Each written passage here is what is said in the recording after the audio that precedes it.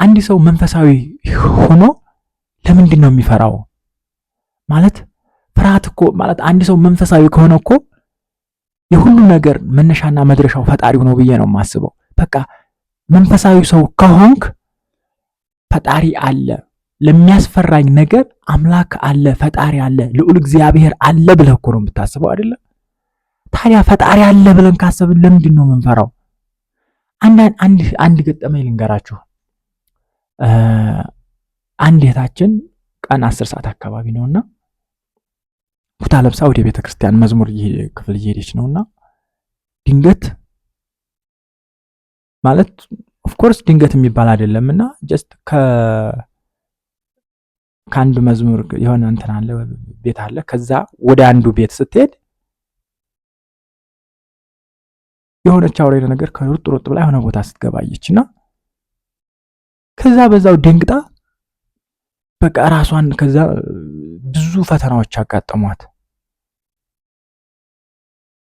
አይሚን ይቺ ልጅ ከዛ በፊት ምንም ነገር የማትፈራ ጀግና፣ በቤተሰብ በጥሩ መንገድ ያደገች፣ ምንም ነገር አጋጥሟት የማያውቅ ግን ደግሞ ልክ እንደ ማንኛውም ሰው ውሻውንም ድመቱንም ሁሉንም ለምድ ያደገች ነች። በመንፈሳዊ ህይወት ጠንካራ ነች። የዩኒቨርሲቲ ተማሪ ነች ምናምን ነገር አስቡ። ማለት አንዳንድ ጊዜ በመንፈሳዊ ህይወት ውስጥ መንፈሳዊ ስትሆኑ ልበ ሙሉ ነው መሆን መቻል ያለብን ብዬ አስባለሁ። እኔ እንኳን በእምነቴ ጠንካራ የምባል ሰው አይደለሁም፣ ግን አምላኬን ሳስበው በዚህ ምድር የሚያስፈራኝም የምፈራውም ነገር የለኝም። ለምን? ኃይልን የሚሰጥ እሱ እንደሆነ ስለማውቅ፣ ብታመም የድህነት ምንጭ እንደሆነ ካወቅኩኝ፣ በሰላም በፍቅር በጤና ለመኖር እሱ ምንጭ እንደሆነ ካወቅኩኝ፣ ምንም ይምጣ፣ ሰይጣንም ይምጣ፣ ምንም ይምጣ፣ በሽታም ይምጣ፣ ሞትም ይምጣ፣ አይ ዶንት ኬር። ለምንድን ነው ታዲያ የምንፈራው? ማለት እምነታችን ለምን ጎደሎ ይሆናል ብዬ ነሰሰርሊ ከምንም ጋር ከዛ አያይጆ ሳይሆን ግን ሳምን ግን ጎደሎ በሆነ መንገድ የለበትም ነው። ለምን መሰላችሁ? እንደዛ ስንሆን ልበ ደንዳና ነው የምንሆነው። ውሻውም መጣ፣ ድመቷም መጣች፣ አውሬውም መጣ፣ ጅቡም መጣ፣ who cares? ልበ ደንዳና ነው የምንሆነው። ለምን? ያ ማለት ግን ራሳችን አጠምቅ ማለት አይደለም። ግን በቃ የሆነ ነገር ሲፈጠር እያልን ድንቅጥ የምንል ከሆነ የሆነ ነገር እንደዚህ የምንል ከሆነ እሱ ብቻ አይደለም፣ ኢቭን በማህበራዊ ህይወት እንኳን ሞር ሴንሲቲቭ ነው የምንሆነው። በቃ ማለት በመንፈሳዊ ህይወታችን ጠንካራ ስንሆን እኮ የሰው ልጅ በፈጣሪ ፊት እኮ ሁሉም እኩል ነው ብለን ነው የምናስበው። ስለዚህ ኢቭን ድክመት ቢኖርብን እንኳን ምንም አይነት ድክመት እንዳለን እንኳን አንቆጥረውም። ለምን? በፈጣሪ ፊት ሁሉም እኩል ነው፣ ወይም ደግሞ ፈጣሪ ሁሉንም እኩል አድርጎ ነው በእጁ የሰራው። ስለዚህ እምነታችን ምንም ነገር ቢኖር እንድንፈራ አያደርግም። ግን ደግሞ አንዳንድ ጊዜ ሳናስብ አንዳንዶቻችን ግን እምነታችንና ፍርሃታችን አብሮ አይሄድም፣ መንፈሳዊ ህይወታችንና አብሮ አይሄድም። ማለት ከይቅርታ ጋር ከልጅቱ ጋር እንድታገናኙብኝ ምናምን ሳይሆን እሱን እንደ ምሳሌ ነው ያነሳሁላችሁ። ሌላ ባውሎ ንፋስም እንደዚሁ ያጋጠማት ልጅ አለች። የሆነ ካህንም እንደዚሁ ከውሻ ጋር በውሻ እንደዚሁ ደንግጠው ያጋጠማቸው አስታውሳለሁ ምናምን። ድንገት በቃ የሆነ ነገር ሲከሰት አሁን አይ ዶንት ኖ እንዴት አድርጌ ብነግራችሁ ደስ ይለኛል፣ እንዴት አድርጌ ብነግራችሁ ደስ እንደሚለኝ አላውቅም። ግን በህይወት ውስጥ ስንኖር እምነት የሁሉ ነገር መከላከያ ጋሻ ነው ብዬ አስባለሁ። ኢቭን እንኳን አይደለም ውሻ፣ እንኳን አይደለም አይጥ፣ እንኳን አይደለም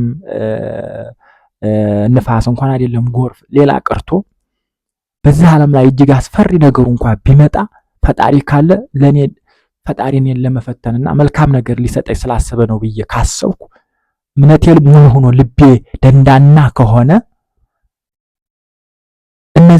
እነዚህ ትንንሽ ነገሮች እኔን ሊያስደነግጡኝ አይችሉም ብዬ ነው የማስበው። ነሰሰርሊ እንደዛ አይነት ሰው ልሆን እችላለሁ ወይ አልሆን እችላለሁ፣ ግን መሆን ያለበት ግን እንደዛ ነው። የእምነት ትርጉሙ እንደዛ ነው እንደሚገባኝ። እምነቱ የሚለውና እኔ የምሆነው የተለያየ ሊሆን ይችላል፣ ግን መሆን ያለበት እንደዛ ነው የኔ ሐሳብ። በመጥፎ ነገር እንድትረዱኝ አልፈልግም፣ ግን የሚጠቅማችሁን ነው ልነግራችሁ የምፈልገው። እኔ ከናንተ የተለየው ሰው ሁኛ አይደለም፣ ነገር ግን ከተለያዩ ተሞክሮዎች እና ካነበብኳቸው ነገሮች ቢስተካከሉ ለብዙ ሰዎች ይጠቅማል ብዬ ስላሰብኩ ነው የምነግራችሁ። ስለዚህ አሁን ለምሳሌ እንበልና ለምሳሌ ሁለቱ ልጆች ለምሳሌ ቅዱስ ገብርኤል ያዳናቸው ስለ ሶስቱ ህፃናቶች ወደ እሳት የተወረወሩት ኦር ስለ ብዙ ነገር ለምሳሌ ስለ ቅዱስ ገብርኤል መስዋዕት ቅዱስ ጊዮርጊስ መስዋዕትነት ስትመለከቱ ምንድነው የሚያስተምረን? ማለት እምነታችን ሙሉ ከሆነ ትንሽ ነገር እንዴት ሊያስደነግጠን ይችላል? ማለት አይ ነው ምናልባት አንዳንዴ አያድርስብህ ሊከሰት ይችላል ብለን እናስብ እንችላለን። ግን እኛ መስራት አለብን። ውስጣችን የሚቀበለው የሰጠነውን ነው። ውስጣችን መቀረጽ ያለብን ደግሞ እኛ ነን። እምነታችን ሙሉ ከሆነ ሲጀመር ፈጣሪን ይዞ ምን የሚያስፈራ ነገር አለ? ኢቭን ዙሮ ግን ምን ልላችሁ ፈልጌ ነው፣ እምነታችን ከልባችን መሆን መቻል አለበት። እምነታችን ከልባችን ሲሆን ውስጣችን ደንዳና ነው የሚሆነው። ምክንያቱም ሁሉም ነገር የሚያስፈራ እንዳልሆነ፣ ሁሉም ነገር ከፈጣሪ በታች እንደሆነ፣ ሁሉም ነገር በፈጣሪ በእምነት መነጽር ስንመለከተው ምንም እንዳልሆነ ስንረዳ ኢቭን እምነታችን የገዘፈ ሙሉ ይሆናል። ያኔ ምን እንሆናለን? ጀግኖች እንሆናለን። የምንጀግነው ጀግንነትን ፈልገን ነው ሳይሆን እምነታችን ሙሉ ስለሆነ ነው። ስለዚህ ምንም ነገር ቢከሰት፣ ሰላም ቢጠፋ፣ ረሃብ ቢመጣ፣ በሽታ ቢመጣ፣ ጦርነት ቢመጣ፣ መሰናክል፣ ፈተና፣ ችግር፣ ድርቅ ምናምን ቢመጣ፣ ክረምት ቢከብድ፣ ጎርፍ፣ ዝናብ፣ ምን ነገር ቢከሰት አያስፈራንም።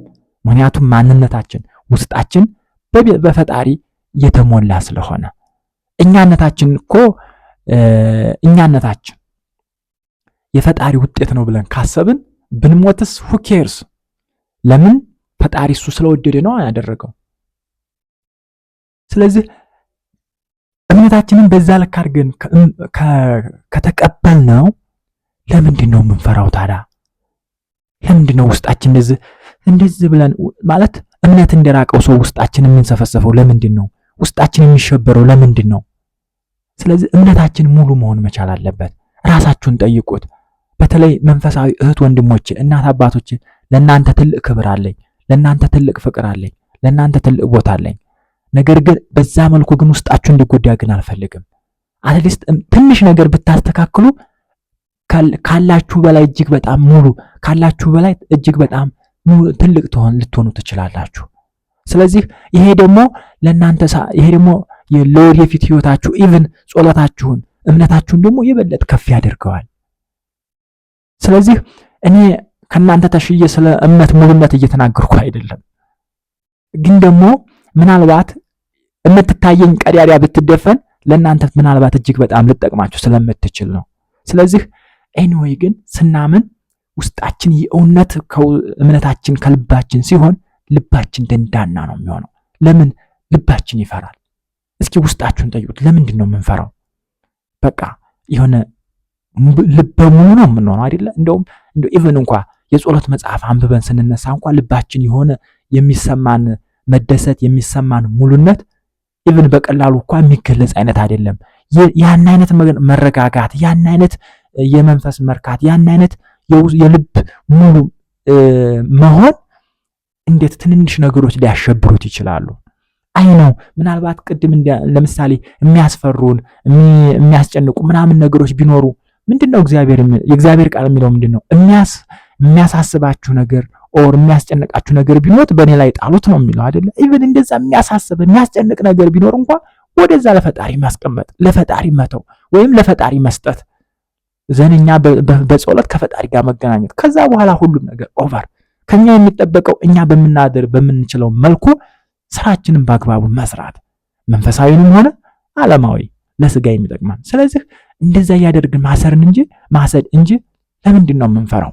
ያ ማለት ግን እንደ ሰው መስራት የሚገባንን አንሰራም፣ ማድረግ የሚገባን ነገር አናደርግም ማለት አይደለም። ፈጣሪ ስላለኝ ከአንበሳ ጋር ብሄድ አንበሳ ይበላኝም እንድንል አይደለም። ጀስት ከኛ የሚጠበቀው ምንድነው? አት ዘ ሴም ታይም ደግሞ ትክክለኛ ያልሆነውን ነገር ደግሞ ልክ በእምነት ሽፋን ማድረግ የለብንም ነው። በትክክለኛው መንገድ ጤናማ በሆነ መንገድ ብናደርገው የበለጠ ተጠቃሚ እንሆናለን ከማለት አንጻር ነው። ስላዳመጣችሁኝ አመሰግናለሁ። ላይክ፣ ሰብስክራይብ፣ ሼር እንዳትረሱ። መልካም ቀን ይሁንላችሁ።